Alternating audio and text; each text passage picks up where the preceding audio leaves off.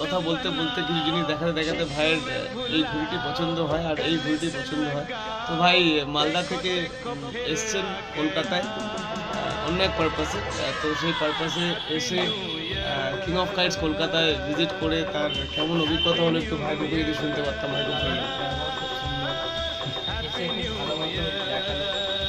তো তোমাদের মালদায় এরকম ক্যাটাগরি ঘুড়ি পাওয়া যায় নাকি?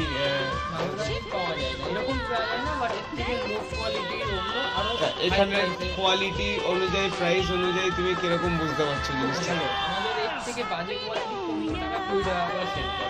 তো এখানে তুমি মোটামুটি তার নিচে একটা ভালো কোয়ালিটির ঘুড়ি পেয়েছো বন্ধুরা, তোমরা আশা করি দেখতে পাচ্ছ।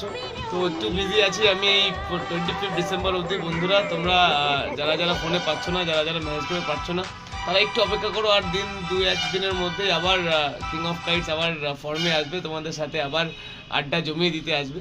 তো টিল দেন একটু অপেক্ষা করো, আর নতুন নতুন কালেকশন খুব তাড়াতাড়ি তোমাদের সামনে তুলে ধরবো।